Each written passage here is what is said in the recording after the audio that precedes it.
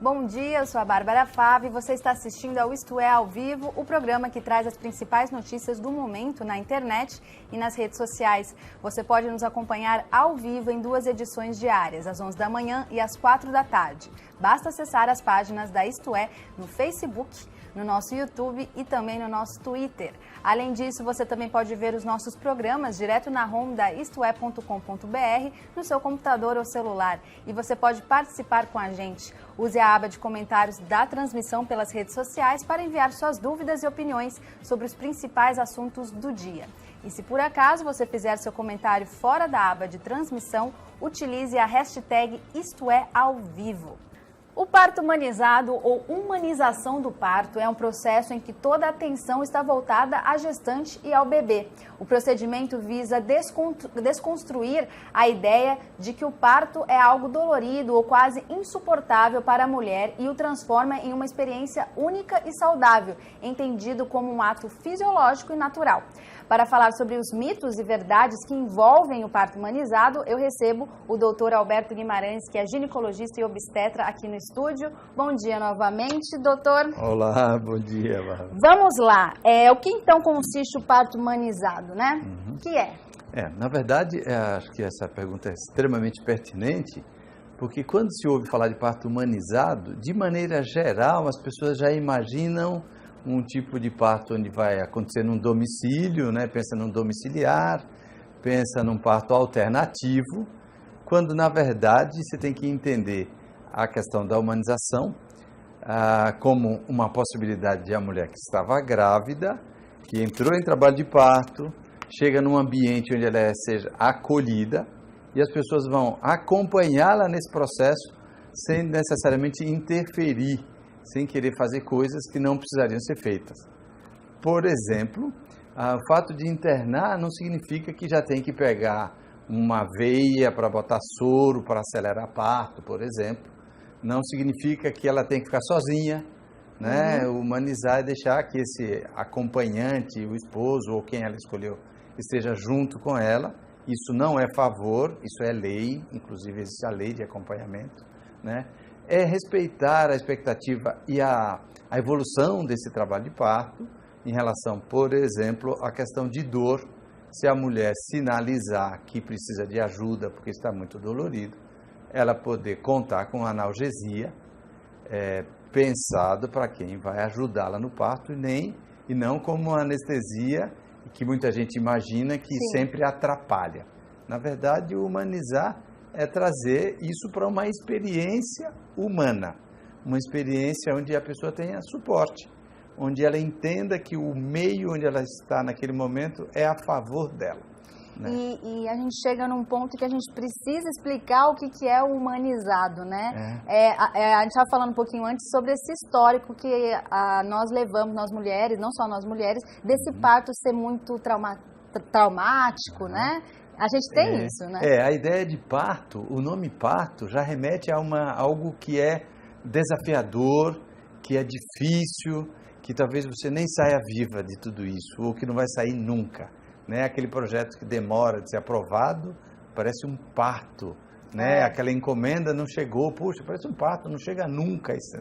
Isso dá essa ideia de que não vai chegar nunca.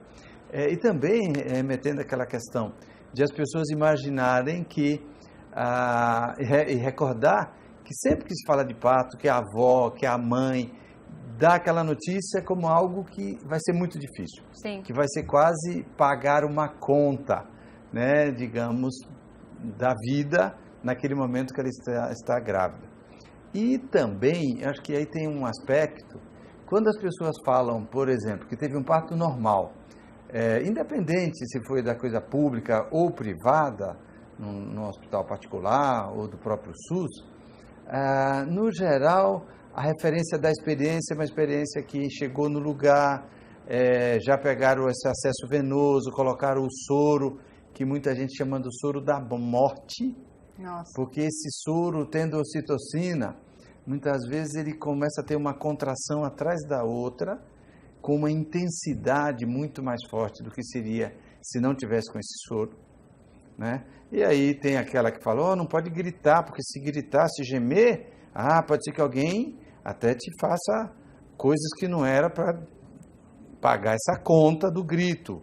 Olha ou só, né? Não deixar ser natural. Manifestar. Não gemer. Ou se a mulher realmente no SUS, pensando no SUS, a maioria dos lugares, infelizmente, não contam com anestesista à disposição quando essa mulher pede. Então ela já entra sabendo que não vai ter suporte, né? Então ela entra imaginando assim, se eu estiver morrendo de dor, eu vou morrer porque não tem quem faça nada, ou a anestesia fica vinculada somente para quem vai fazer a cesárea. Uhum. Então a mulher já entra imaginando, o jogo já está perdido, é melhor já pedir uma cesárea, porque senão ninguém vai me dar nada para me ajudar a passar desse caminho. Então ficou muito construída a ideia do parto normal, dito normal, que a nosso ver é dito e tem que ser entendido como um parto medonho.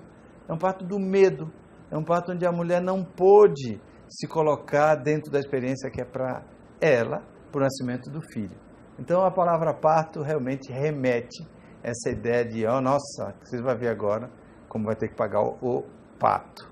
Né? É verdade. E humanizado esse termo, ele surgiu exatamente para sinalizar como um outro jeito, uma outra maneira da mulher passar pela experiência do parto, que é uma maneira onde você acolhe essa mulher, você olha, você escuta essa mulher, você dá suporte, você coloca outros profissionais, outros atores, digamos, nessa cena de parto.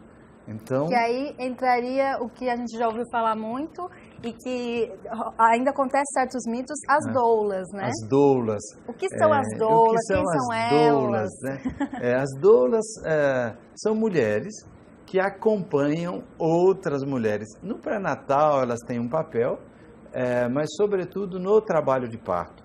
São pessoas que não fizeram faculdade, não estudaram medicina, não estudaram obstetrícia e tal, mas elas têm uma formação, um olhar para dar acolhimento, para dar um suporte emocional.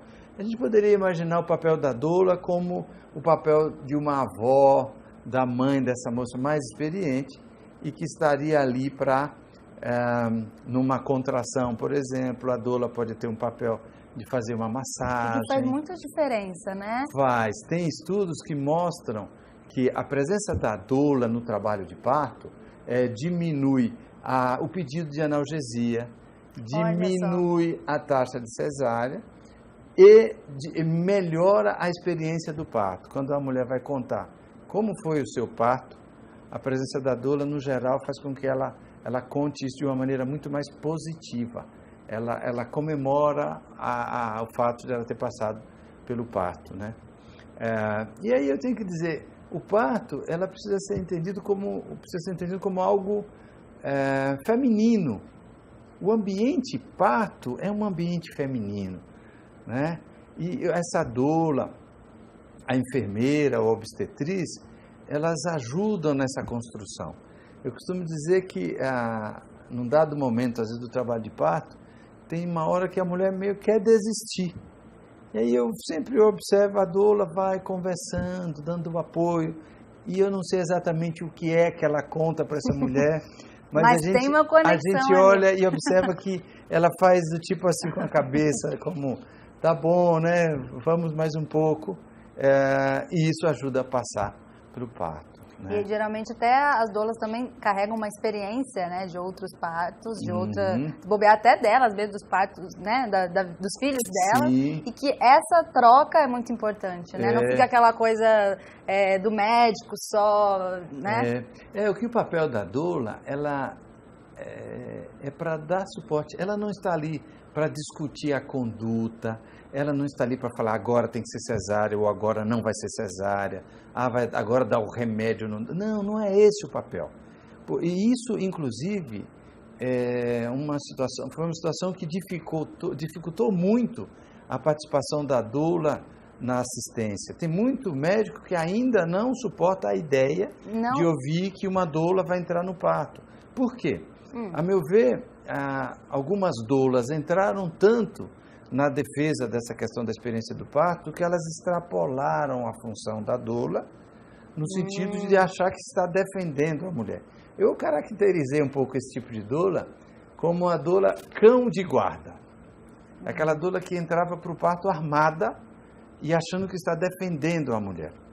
Com o passar desse nosso projeto de assistência de parto, nós podemos identificar a doula que nós chamamos de anjo da guarda, ou anjo de guarda, que é a mulher que entra para dar o suporte, que ela entra para caminhar junto, ela não entra para brigar. Na hora do parto, é uma hora de entrega, é uma hora que a mulher precisa estar repleta realmente de confiança, sabendo que o ambiente em que ela está é um ambiente que é para acolher e para respeitar o projeto dela, o tal plano de parto, que a gente estimula que seja discutido durante o pré-natal, que ela conte, olha, eu gostaria que o meu bebê nascesse de tal maneira. Que não seja só na hora do parto, isso, né? A relação, que venha antes, Isso né? é fundamental conversar antes. Né? O tal plano de parto é uma outra situação que também colegas têm dificuldade de a mulher na construção disso. Às vezes ele imagina e comenta, poxa, mas vai ensinar missa para o vigário? Né? Eu sei o que tem que ser feito. Ok, tecnicamente, sim, né? Não pode excluir a coisa técnica da gente ver se o bebê está bem, de escutar esse coração, seguir os passos todos, de olhar, né? Se a né? mulher está bem, se não tem hemorragia, se a pressão está boa, se ela está orientada, se ela está alimentada, se ela está forte, se ela... Isso tem que ser visto, né? Agora, se a mulher no plano de parto, imagina assim, ela disser, olha, eu gostaria de, no meu parto, na hora de nascer agachada, de cócoras, né? Quer dizer, isso não atinge, isso não fere a coisa técnica. Ela não está dizendo, eu não quero que não faça nada. Não, ela está dizendo, eu quero agachar. Ou o que a gente comenta no pré-natal, qual é a posição melhor para a mulher parir? Né? Muitas pessoas perguntam isso. Qual é a posição melhor? É aquela posição que quando der uma vontade de empurrar esse bebê, ela vai achar, ela vai querer ficar. Não é um cardápio que você apresenta tem várias, e ela fala, olha, você pode, na hora do parto, ela vai manifestar um desejo. E qual é o papel de quem está ali? É dar o suporte para que ela faça isso. Agora, isso é uma mudança de pensamento que envolve a própria grávida, o marido que está ali, o pai, né, que está ali, que envolve o médico, que envolve a doula, ou seja, é todo o pensamento que tem que estar junto ali, né? É mudança de paradigma mesmo. No ano passado houve uma publicação da Organização Mundial de Saúde, colocando o parto, a gestação, o parto, principalmente aqueles considerados de risco habitual, de tal, como uma experiência, a possibilidade de uma experiência para a mulher. E não necessariamente uma paciente que precisa ser submetida a alguns procedimentos.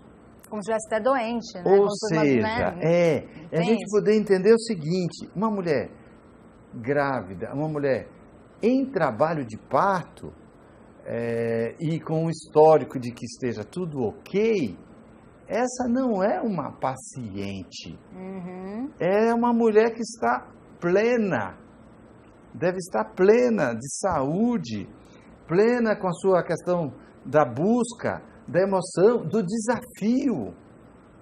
Ela não pode ser vista como uma coitadinha que eu tenho que fazer um monte de coisa para ela que ela não dá conta. Não. A gente tem que olhar para essa mulher e entender que essa mulher tem muita força. Ela consegue muito. A importância do trabalho de parto é uma importância para a mulher também. É uma importância para o crescimento dela, para a transformação dela. E esse é um ponto que nós não podemos esquecer. O nascimento de um bebê não é a retirada de partes fetais do útero de uma mulher. É uma experiência tão transformadora que a gente tem que dar o apoio, tem que estar ao lado, mas tem que reconhecer que aquela experiência ela pode ser transformadora. A experiência do parto pode ser para aquela mulher a força que ela precisava adquirir para conseguir cuidar desse bebê. Olha só, o que acontecer ali pode ser... Fazer toda a diferença né? no acompanhar. O bebê, ele vai dar mais sentido para todos os desafios que ela vai ter ali adiante. Olha só, isso ela vai dar sentido, por exemplo, de ela perder noites. Acabaram as noites de sono. Imagina se a mulher simplesmente, o útero cresceu, alguém tirou o bebê e fala, é seu. Toma, e ela fala, como meu? Né? Caiu de onde esse bebê? Quer dizer, o parir dá essa possibilidade de ela dizer, de reconhecer. Eu pari, eu consigo cuidar, eu consigo criar, eu consigo educar. Isso pensando só de maneira muito breve da importância disso para a mulher. Sim. Agora, se a gente vai entender isso como para nasce também um bebê, do ponto de vista do bebê, né? Tem algumas modificações assim no olhar sobre o parto que eu acho muito importante. Por exemplo, a importância desse bebê. Primeiro, quando a gente pensa num parto humanizado, no geral nós estamos pensando num bebê que vai provavelmente entrar em trabalho de parto na época que a natureza colocar lá e falar, ok, pode ir. Então é um bebê que tem uma tendência grande a estar maduro, a estar pronto. Veja, das últimas estruturas assim, para o funcionamento depois que o bebê nasce é o pulmão. O pulmão imaturo, sem as substâncias que tem ali que ter, é um dos fatores que mais levam um bebê para a UTI. Quando o bebê está maduro, olha isso, Bárbara, acho sensacional. O bebê maduro dentro do útero, ele produz uma substância que sai do pulmão desse bebê, que atravessa o cordão, placenta e vai circular no sangue da mãe. Esta substância que saiu do bebê vai fazer com que a mãe tenha a notícia de que ele está pronto para nascer. A conexão. E o corpo da mulher vai começar a produzir alguns hormônios, entre eles a ocitocina, que é o que vai começar a dar os sinais e desencadear o trabalho de parto. Então, ele avisa, né? A data do parto, qual vai ser a data? Porque não pode passar do dia, a data de 40 semanas, que pelo o cartão do pré-natal. Vai ser a data que o bebê quiser vir, quando os dois conversarem lá, falar, ok, pode vir, estou pronto. Então, isso, sozinho, só esta informação, eu acho que já daria uma contribuição enorme para o nascimento no Brasil, que seria, vamos deixar entrar em trabalho e vamos acompanhar. Então, esse bebê pode ter a data, biologicamente, que a natureza deu para ele, e o canal de parto, que antes a mulher no parto vai fazer a limpeza para o neném passar, para não contaminar. Hoje os estudos mostram que aquele canal tem bactérias e aquelas bactérias, pasmem você e seu público, as bactérias que tem no canal, que o bebê quando passa, que vai ter esse contato, são as mesmas bactérias que o bebê vai ter o desenvolvimento nele, e ele já tem anticorpos que a mãe já passou, vacinas, de todas aquelas bactérias. E essas bactérias colonizando o bebê são as mesmas que vão proteger esse bebê, porque vai estimular o sistema imunológico desta criança, que vai defender-se muito melhor contra os principais desafios que ele vai ter fora do útero. Né? Então, o passar pelo canal, tem que passar porque as bactérias ali são ditas do bem. É importante que passe. Olha só, e agora a gente está falando sobre parto humanizado mesmo, e a gente fala ainda de um conceito muito importante, mas hoje ainda para ter um parto assim, que é isso que a gente falou, todo mundo conectado, todo mundo pensando no mesmo pensamento, ainda não é todo mundo que tem esse acesso, não é fácil. O parto humanizado chega a ser ainda uma coisa para quem está com dinheiro, para quem tem condição de fazer isso, porque quem não tem, ainda as pessoas ainda não estão com esse pensamento. Chega nisso, é interessante, porque, por exemplo, nós temos legislação que daria suporte para o parto humanizado. Por exemplo, em São Paulo, é lei, né? A estrutura dita para o parto, ela tem o direito de ter uma assistência e com esse nome mesmo, pensado no parto humanizado. Né? Eu tive a possibilidade de trabalhar num projeto público na prefeitura de São Paulo, onde o meu papel era trabalhar junto com 9 maternidades municipais para fazer um pouco dessa movimentação, essa transformação, para a gente cuidar desde a contratação do médico, quando ele ia chegar nesse local, a participação da enfermeira na assistência do parto, essa mulher ser convidada a conhecer a maternidade que ela daria à luz, né, antes desse trabalho. Ou seja, tem movimentos, tem então, movimento do nesse público. sentido, no setor público também, então. Onde que é o principal desafio, realmente? Conceitualmente, é vantajoso. É tirar isso do papel e disponibilizar para as pessoas. Esta realidade da assistência, infelizmente, inclusive da parte médica, tem uma dificuldade ainda da gente perceber isso de maneira geral, que nós temos um papel na assistência, um papel importante, mas nós precisamos ampliar essa atuação pensando no parto, né?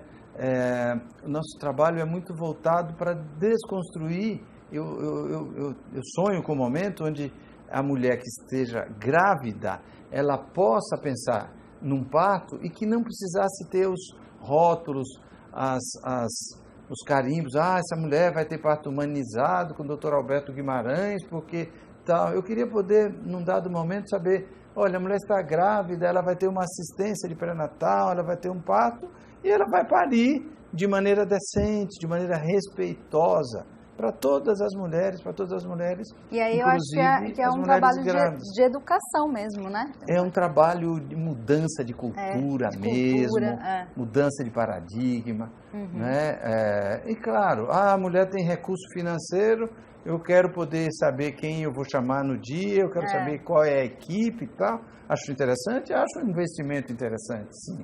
Mas não pode ser um artigo de luxo, sim, onde somente quem tem recursos possa ter. Pensando nisso, por exemplo, a cesárea caminhou muito nesse sentido. Num dado momento, a cesárea parecia um artigo que era para a mulher que tinha recurso financeiro, a família, não passar pelo parto. Eu vou saber o dia que o meu filho vai nascer, não é? Eu vou me maquiar, eu vou preparar um buffet, eu vou tal, e ia tirar onda de, olha, meu bebê nasceu, minha mulher não teve dor, o barão falava, olha, eu pago, ela não teve dor, não sofreu, eu não sei o quê. Nasceu assim, né? Isso gera para quem não tinha recurso, o sonho de ter aquilo, virou um de poder produto. Fazer uma cirurgia, né? Um produto, não é? Um produto de consumo. Isso foi danoso. Depois vieram os convênios. Veja, a mulher antes não tinha dinheiro, mas quando ela tinha convênio, ela falou, agora eu quero cesárea, porque eu tenho convênio. E olha como o sistema foi. O colega que antes tinha paciente, que pagava um parto, resolvia uma série de coisas, o convênio precisava ter 4, 5, sei lá quantos partos. E a mulher queria a cesárea, porque agora tem um convênio.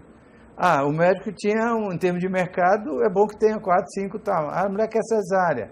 Puxa, ela pediu. Eu estou fazendo uma cesárea porque a cesárea é a pedido, ela pediu. Ainda diz que a mulher está sendo atendida. O papel nosso da área de saúde é deixá-la entender que existe diferença. Não é a mesma coisa.